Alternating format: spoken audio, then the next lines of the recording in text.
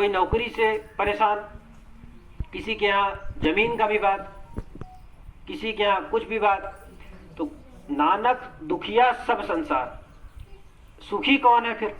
तो सुखी वही है जिसने अपने इस मन को दुनिया से हटा के मालिक के चरणों में लगा रखा, वही सुखी।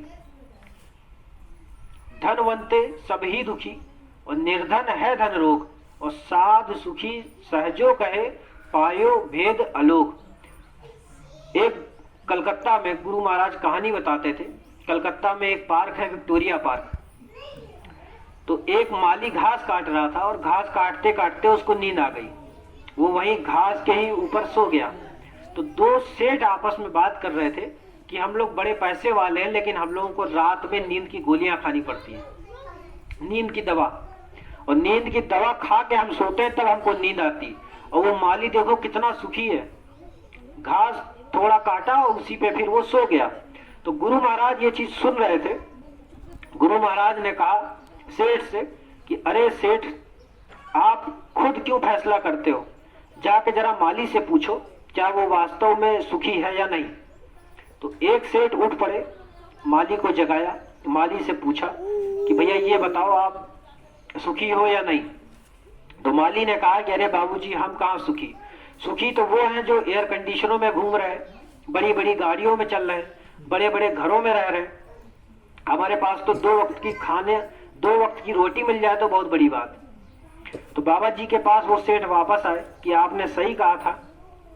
तब बाबा जी ने बोला कि सेठ को लग रहा था कि माली सुखी है, और माली को लग रहा था कि सेठ सुखी है, और वास्तविकता यही है कि इस संसार में सुखी कोई है ही नहीं।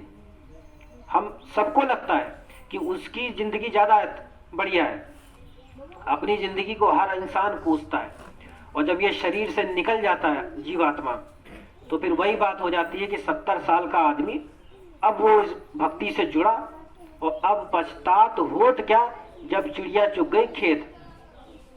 सूरज चांद सितारे इनको नांगने के बाद 5 तरीके के चक्र आते। पहला चक्र गुदा चक्र, उसके बाद इंद्री चक्र, फिर आपका नाभि चक्र, उसके बाद हृदय चक्र, उसके बाद आपका कंठ चक्र। तो सबसे पहले गुदा चक्र के बारे में आते हैं। गुदा चक्र में गणेश जी वास करते हैं। ये 4 दल का कमल होता है, पृथ्वी तत्व इसमें पाया जाता है। उसके ऊपर आपका इंद्री चक्र आता है। इंद्री चक्र में आपका ब्रह्मा जी वास करते हैं, जल तत्व पाया जाता है, और ये 6 दल का कमल होता है। फिर आपका आ जाता है ये नाभि चक्र। नाभि चक्र में विष्णु जी वास करते हैं, अग्नि तत्व पाया जाता है। उसके बाद आपका आया हृदय चक्र, जिसमें शिव जी वास करते हैं। इसके बाद यहाँ पे आपका कंठ चक्र होता है, जिसमें आद्या महाशक्ति यानी ब्रह्मा विष्णु और महादेव, इनकी माता जी यहाँ पे वास करती है, आद्या महाशक्ति। उसके बाद दोनों आंखों के मध्य भाग में आपका ये जीवात्मा बैठी है। तो जैसे पेड़ होता है, पेड़ की जड़ एकदम नीचे होती है, उसी तरह ये मनुष्य शरीर उल्टा है। इसमें जीवात्मा यानी हम आपकी ये आत्मा यहाँ बैठी सबसे ऊपर, और गणेश जी, उसके बाद ब्रह्मा जी, उसके बाद विष्णु जी, उसके बाद शंकर भगवान, उसके बाद फिर ब्रह्मा विष्णु और महादेव की माता जी आद्या महाशक्ति, ये नीचे, जीवात्मा ऊपर बैठी। हालांकि शंकर भगवान ऊपर ही रहते, उनकी किरण यहाँ हृदय में पड़ती है, तो इसलिए बोला जाता है कि शंकर भगवान का वास हृदय में है। ठीक उसी तरह विष्णु जी भी ऊपर, उनकी किरण पड़ती है हमारी नाभि में, तो ये बोला जाता है कि विष्णु जी का जो वास है वो नाभि में। शरीर के 9 दरवाजे हैं, 2 आंख के सुराख, 2 कान के सुराख, 2 नाक के सुराख, 1 मुंह, हो गए 7, और 2 हमारे मलमूत्र के रास्ते।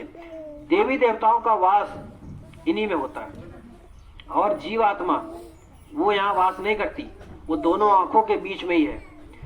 कभी अगर आपने कोई मृत शरीर देखा होगा, तो कहीं जब आदमी मरता है तो किसी के मान लीजिए अगर कान से खून आया, या नाक से खून आया, या मुख से खून आया, तो गांव वाले या समाज वाले कुछ लोग ऐसा बोल देते हैं कि ये नाक से खून निकला, इसका मतलब इसकी जो जीवात्मा शरीर से निकली है वो नाक के माध्यम से निकली है।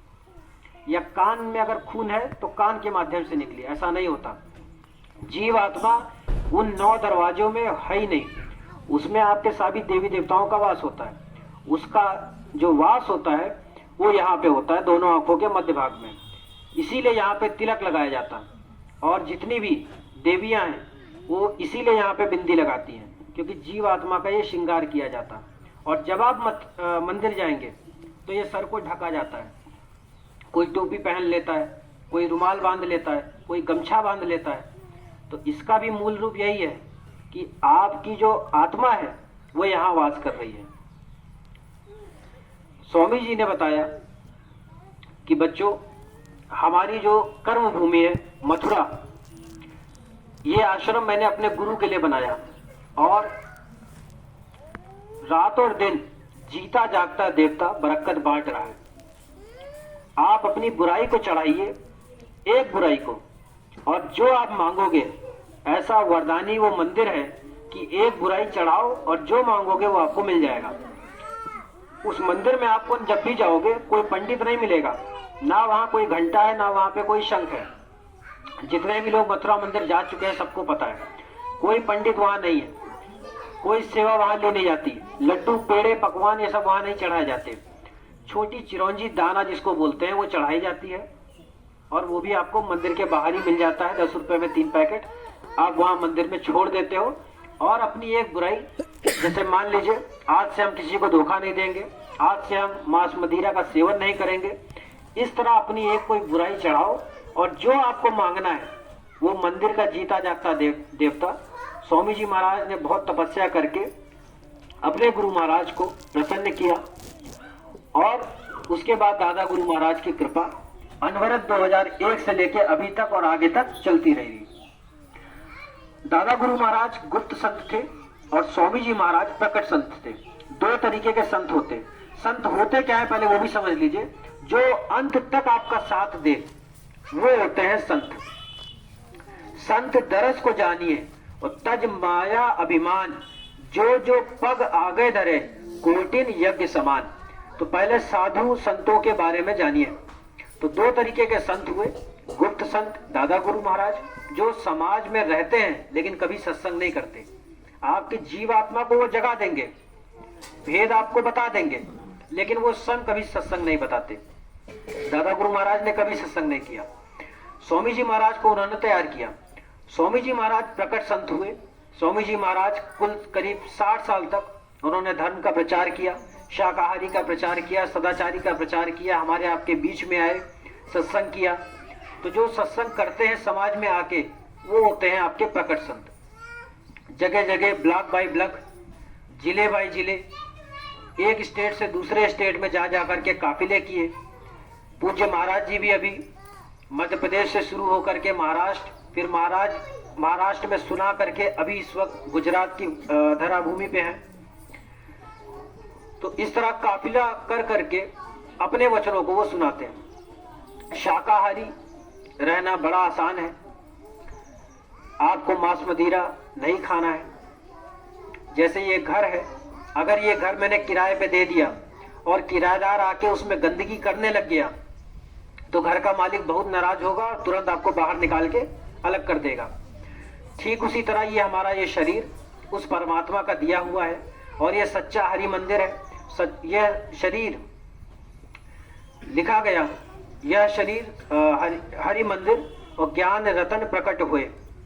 तो ये आपका जो हरि का मंदिर है, ये शरीर आपको केवल जो 5वां तत्व है आकाश, 5 है जल पृथ्वी अग्नि वायु आकाश, तो जो 5वां है वही तत्व ऐसा है जो आत्मा को उस परमात्मा से मिला सकता है। बाकी जितने भी जानवर हैं 4 तत्वों का उनका शरीर है, तो उसमें ये तत्व आकाश ये नहीं होता। ये केवल आपका मनुष्य रूप में ही आपको मिलता है। जितनी भी स्त्री है वो गाय की योनि आखिरी योनि होती है। तो गाय अपनी उस योनि को खत्म करने के बाद स्त्री का रूप उनको मिलता, और बैल आखिरी योनि होती है। वो बैल जब खत्म होता है तब उसको पुरुष रूप में वो आ जाते हैं। लेकिन अगर आप मान लीजिए किसी बैल की आयु ऊपर से लिखी थी 10 साल और 5 साल बाद किसी ने उस बैल को मार दिया या काट दिया, तो बाकी के बचे हुए 5 साल जो नुकसान हो गए, तो बोला जाता है, साधु संत महात्मा स्वामी जी महाराज बताते थे कि फिर वो प्रेत योनि में चले जाते हैं। अब प्रेत योनि क्या होते हैं वो भी समझ लीजिए। जो छोटे बच्चे होते हैं बहुत ही चिड़चिड़े होते हैं, बहुत जल्दी नाराज हो जाते हैं, गुस्सा हो जाते हैं, रोने लग जाते हैं, चिड़चिड़े हो जाते हैं, तो ये वही प्रेत योनि वाले होते हैं। जिनका 10 साल का बैल ऊपर आयु लिखी हुई थी, 5 साल में ही उसको किसी ने काट लिया, तो 5 साल के लिए वो प्रेत योनि में चला गया। अब जब वो बच्चा जन्म लेगा तो चिड़चिड़े स्वभाव का होगा। ये हमारे स्वामी जी महाराज का बताया हुआ है। स्वामी जी महाराज बताते थे कि हमारी जन्म भूमि खितौरा और कर्म भूमि मथुरा, हमारी आपकी भी कर्म भूमि मथुरा और खितौरा, और जन्म भूमि भी वही आध्यात्मिक जन्म भूमि। आध्यात्म से हमें आपको जोड़ा गया था मथुरा में और खितौरा में, क्योंकि वो तो स्वामी जी महाराज की जन्म भूमि है। तो हमारी आपकी भी आध्यात्मिक जन्म भूमि मथुरा और खितौरा ही है। जब तक है ये हमारा जो मस्तक है ये इन्हीं दोनों में झुकेगा। सच्चा गुरु मिलना बहुत मुश्किल है, और सच्चा गुरु अगर मिल गया तो सच्चा भेद उन्होंने बता दिया, उस भेद पे चलना बड़ा मुश्किल है। इतना आसान नहीं है कि हमने आपको बताया, आपने सुन लिया और कर लिया और वो मिल गए। वो भेद बहुत ही कठिन है, और हर एक इंसान, हर एक जीवित इंसान के अंदर वो घंटे और शंख की आवाज जब तक उसके अंदर प्राण है वो ऊपरी मंडल से उसके शरीर में आ जा रही है अनवरत। लेकिन उस आवाज को उसको सुनना कैसे है और अंदर के मंडलों को देखना कैसे है वो आपको देवी देवता नहीं बता सकते। वो भेद आपको केवल साधु और संत ही बता सकते। इसलिए अभी मैंने बताया था साधु संतों के बारे में कि सच्चा संत वही होता है जो अंत तक आपका साथ दे। गुरु महाराज ने बोला जब भजन ध्यान सुमरन करके घाट तक तुम आ जाओगे, मैं आपकी उंगली पकड़ के आगे का सफर आपको मैं ले चलूंगा। गुरु महाराज ने बोला कि जिस रूप में मुझे तुम देख रहे हो, अगर काली दाढ़ी में देखा तो ऊपर मैं तुमको काली दाढ़ी में ही दिखूंगा, अगर सफेद दाढ़ी में देखा तो सफेद में मिलूंगा, काली में देखा तो काली दाढ़ी में मिलूंगा। जिस रूप में तुम मुझे यहाँ देखे हो नीचे, जब ऊपर आओगे मैं आपको उसी रूप में मिलूंगा। और जिन जीवों को नामदान गुरु महाराज ने दिया, नाम रूपी जीव कभी भी नरकों में 84 में नहीं जाता। साधु संत महात्माओं के पास वो लेखा जोखा रहता है कि जिस जीव को मैंने नामदान दिया और उसने मेरे बताए रास्ते का पालन किया, सेवा करी। सेवा भी 2 तरीके की, एक आपका धन की सेवा, एक आपकी तन की सेवा। अगर आप धन की सेवा नहीं कर पाए और तन की सेवा करी तो वो भी गिनी जाती है। और अगर आप तन की सेवा नहीं कर पा रहे तो हम लोग धन की सेवा थोड़ी कर देते हैं, किसी ने पैसा दे दिया तो वो आपका उसमें चढ़ गया तो वो भी जुड़ जाती है। तो 2 तरीके की सेवा। गुरु महाराज ने बताया कि 2 तरीके के नाम भी होते हैं, एक होता है वर्ण्यात्मक नाम, दूसरा होता है ध्वन्यात्मक नाम। वर्ण्यात्मक नाम होता है जो हमारे आपके नाम होते हैं। जैसे यहाँ पर कुछ लोगों के नाम राम है, कृष्ण है, तो ये आपके वर्णात्मक नाम है जो हम इन जुबान से ले सकते हैं। माता पिता जो नाम रख देते हैं वो वर्णात्मक नाम आते हैं। दूसरा होता है ध्वन्यात्मक नाम, यानी ध्वनि, यानी आवाज, यानी साउंड। तो जिस आवाज को हम अपने मुख से बयान नहीं कर सकते उसे हम केवल सुन सकते हैं। ध्वनि, साउंड, आवाज, इसे हम केवल अपने इन कानों से सुन ही सकते हैं। तो वो होते हैं ध्वन्यात्मक नाम। और साधु संत महात्मा उसी ध्वन्यात्मक नाम की महिमा गाते हैं। आपको नाम बता दिया जाएगा, उसको आपको कैसे करना है वो विद्या बता दी जाएगी, और फिर आपको कहीं जाने की जरूरत नहीं है।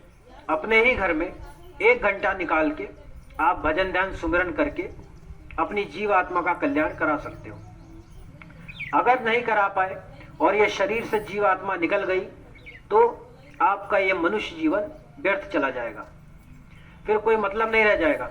उसके बाद अगर अच्छे कर्म थे तो दोबारा मौका अगर मिल गया तो अच्छी बात है, नहीं तो फिर किसी कीड़े मकोड़े की योनि में चले जाएंगे। कहा गया अगर तिल भर भी मछली आपने खाई है तो आप चाहे काशी में अपना मत्था पटक पटक के प्राण दे दो, लेकिन आपको तब भी नरक में जाना पड़ेगा। तिल भर मछली खाई के कोटि करो गौदान, काशी करवट जा मरे निश्चय नरक निदान। अगर एक तिल भर भी मछली आपने खाई है, आप चाहे कितनी गांवों का दान कर दो, काशी में अपना सर पटक पटक के जान दे दो, लेकिन आपको तब भी नरक में जाना पड़ेगा। तो गुरु महाराज ने बोला आपको दया करना है, किसी भी जीव हत्या नहीं करनी है, जीवों पे रहम करो। ये भी लिखा हुआ रहम करो रहमान मिलेगा और दया करो तो भगवान मिलेगा। अगर दया करोगे तो, अगर आपके अंदर रहम वाली भाव नहीं है, दो ही चीज है, भाव और भाग्य। हमारा आपका भाग्य जगा कि ऐसे समृद्ध गुरु मिल गए जिन्होंने सच्चा भेद बता दिया, और जब उनके छत्र छाया में रह के हमारे भाव ऐसे हो गए तो हमारा भाग्य अपने आप ही बन गया।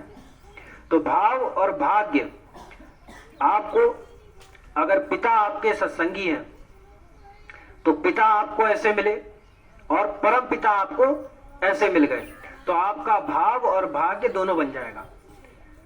और अगर दोनों में ही आप चूक गए, 33 करोड़ देवी देवता हैं, न जाने कितनी करोड़, 9 करोड़ दुर्गा हैं, ना कितने करोड़ शंभू हैं, कितने करोड़ बैराट हैं, तो एक ही शरीर आपका है, वो भी हमें नहीं पता कि 10 साल के लिए मिला है कि 15 साल के लिए मिला है कि 80 साल के लिए मिला है, 60 साल के लिए मिला है, नहीं मालूम। एक हमारे पास जीवन है और इतने सारे देवी देवता हैं।